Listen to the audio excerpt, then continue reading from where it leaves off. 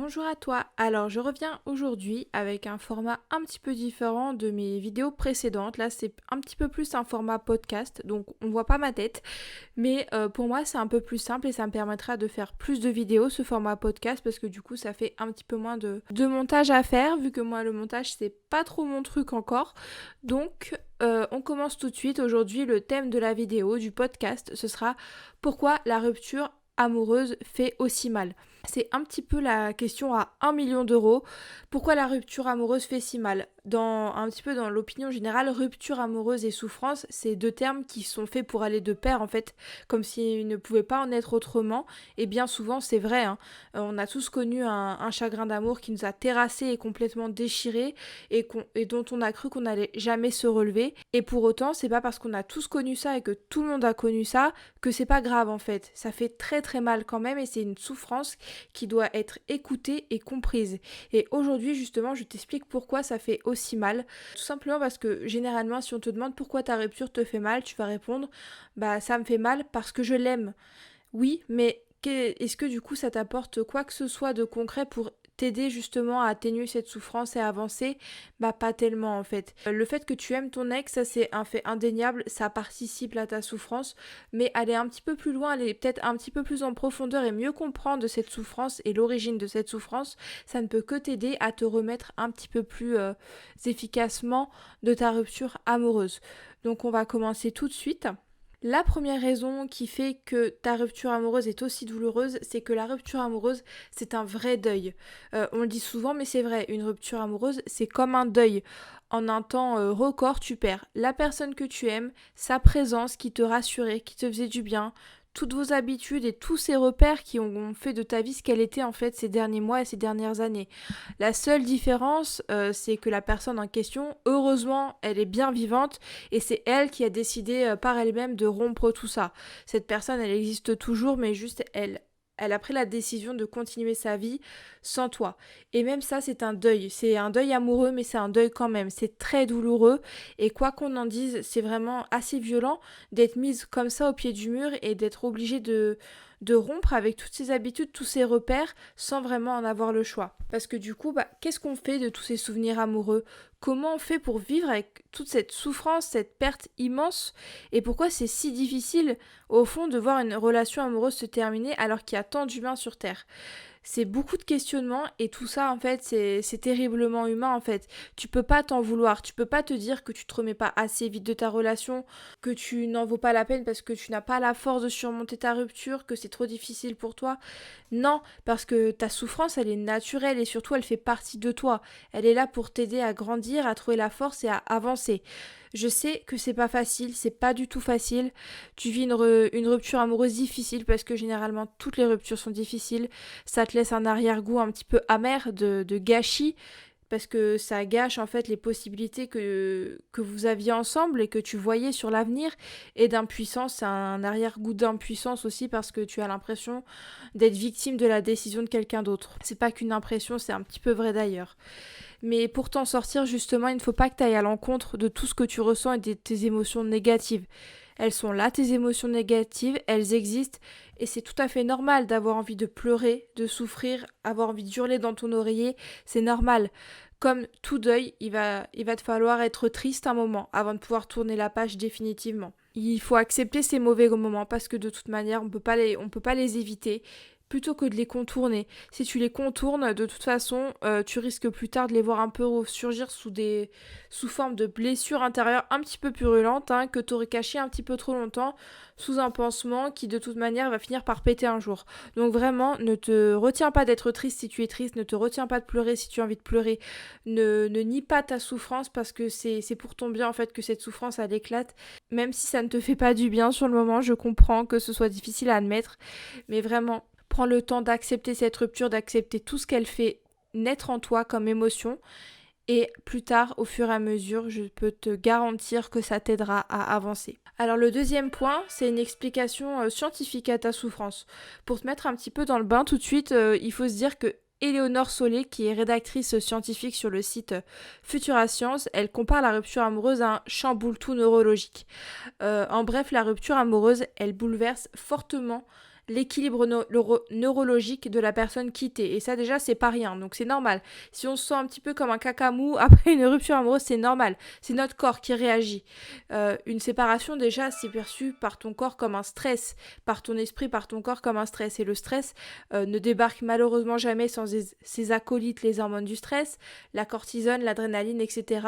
Et ces hormones, elles peuvent avoir déjà sur toi des répercussions physiques, des vomissements, des nausées, des oppressions, le cœur qui bat moins vite ou le cœur qui bat plus vite au contraire.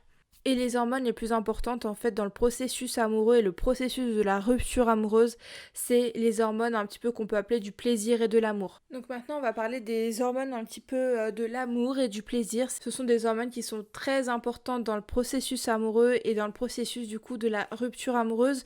Elles sont au nombre de 3, c'est un petit peu le trio infernal. Il y a la dopamine, la sérotonine et l'oxytocine. Ces 3 hormones qu'on appelle souvent hormones de l'amour, hormones du bonheur, elles t'ont été un petit peu servies en abondance durant ta relation. Il faut savoir que la dopamine, c'est l'hormone des bonnes surprises, de la récompense.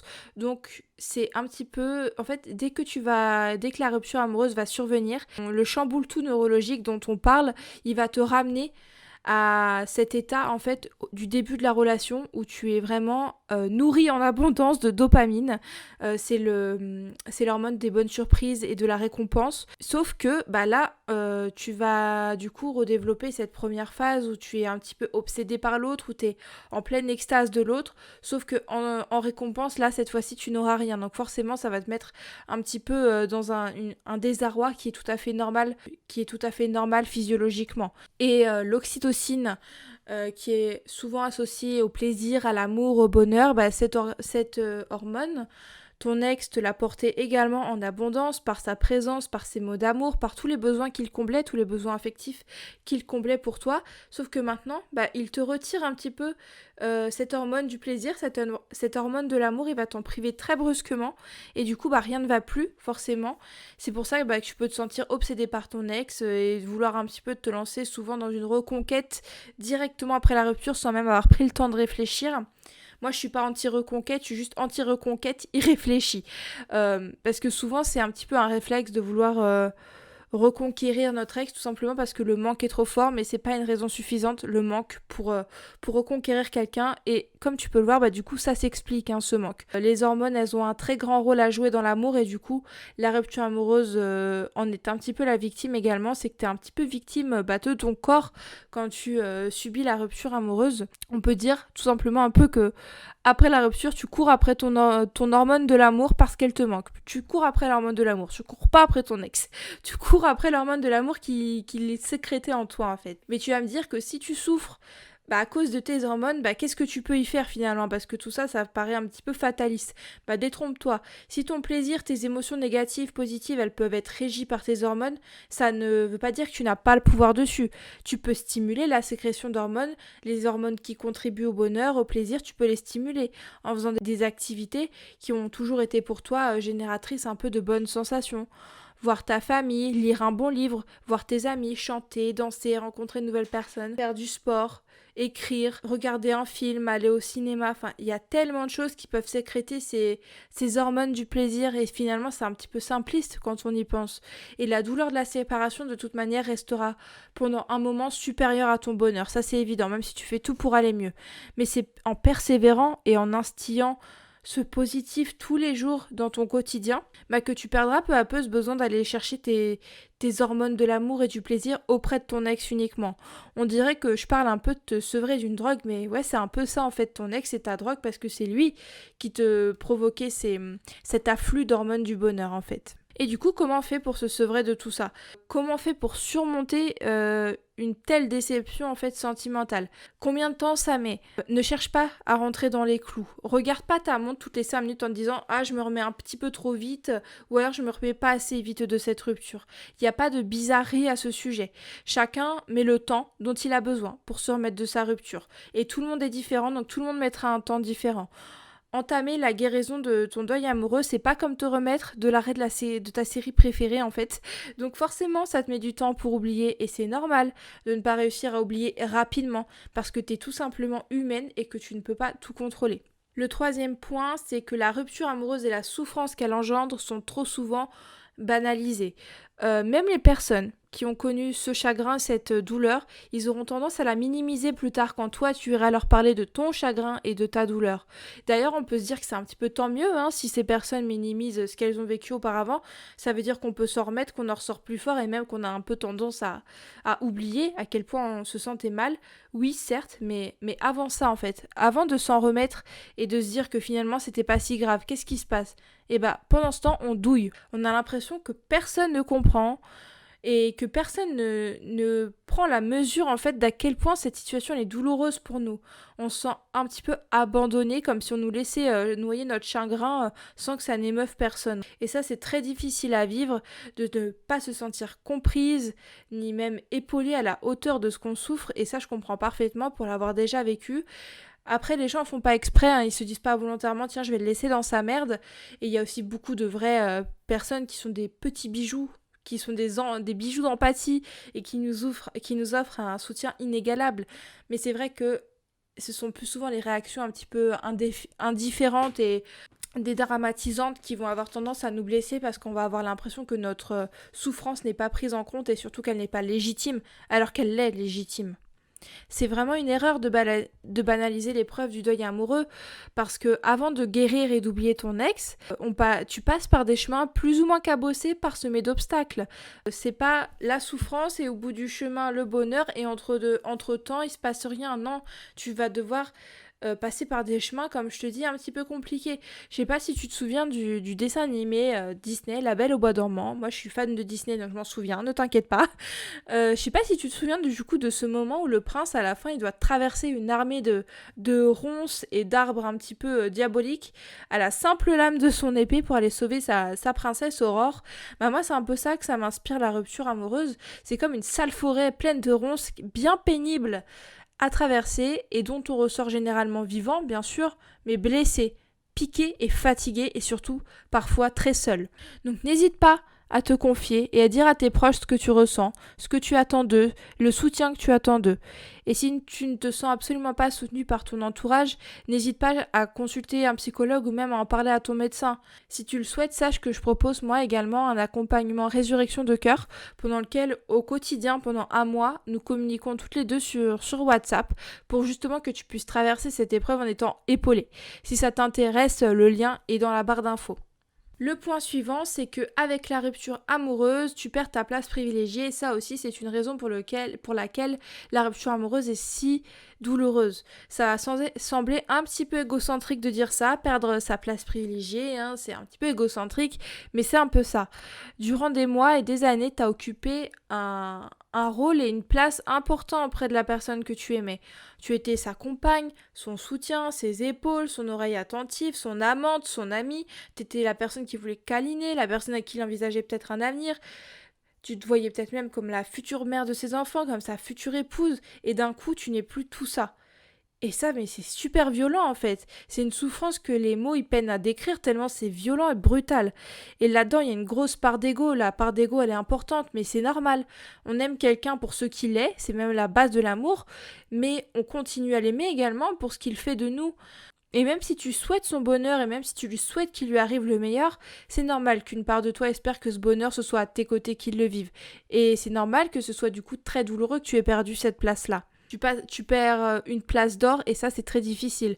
Le passage d'un couple à célibataire, il fait pas rêver grand monde généralement.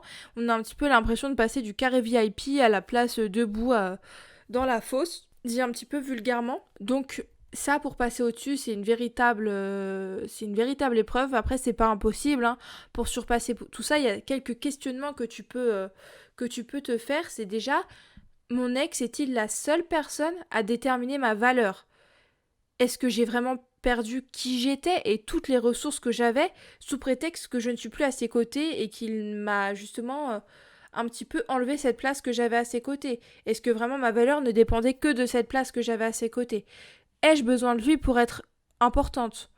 Et surtout, est-ce que je ne vais pas retrouver un jour cette place de choix et une belle histoire d'amour auprès de quelqu'un qui n'aura pas l'idée un jour de m'en jeter comme une malpropre de cette place?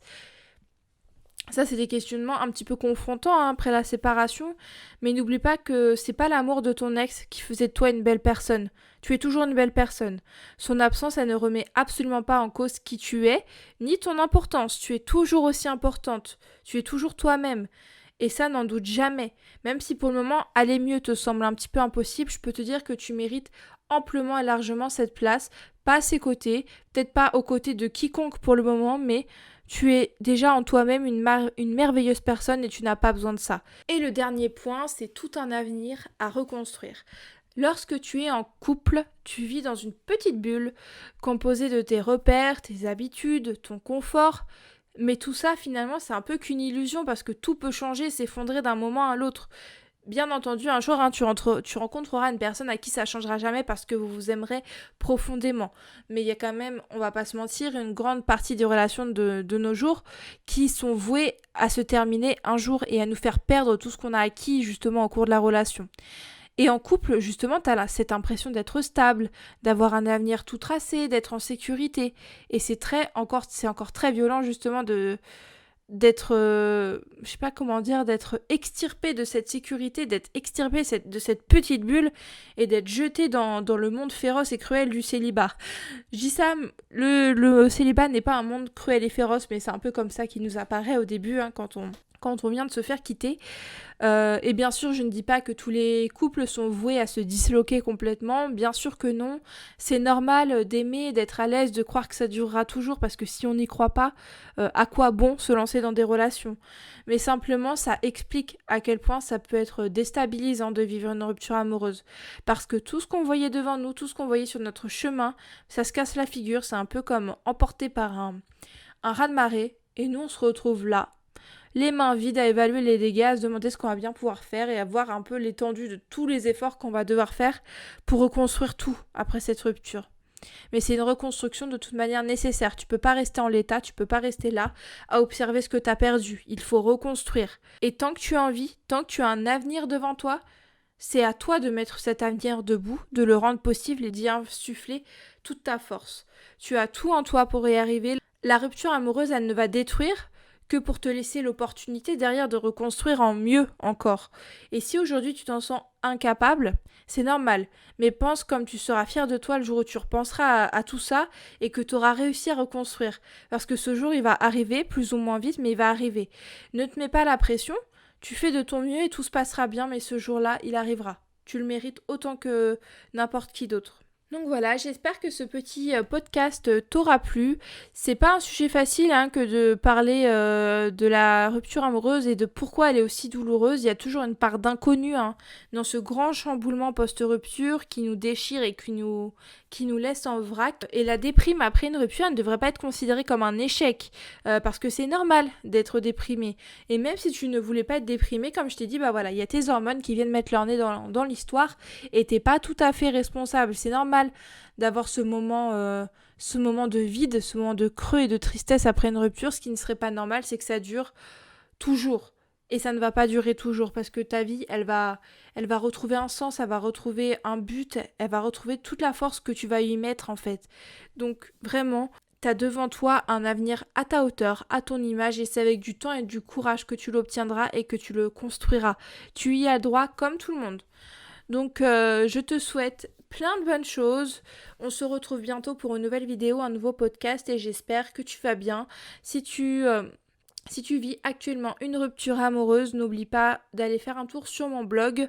Tu peux également télécharger gratuitement le kit de survie post-rupture pour survivre plus facilement et plus sereinement aux premières semaines de célibat. Il est téléchargeable sur mon site dans l'onglet cadeau. Je te mettrai le lien juste en dessous de la vidéo. Donc j'espère que tu passes une très belle journée et je te fais des gros bisous. Bye!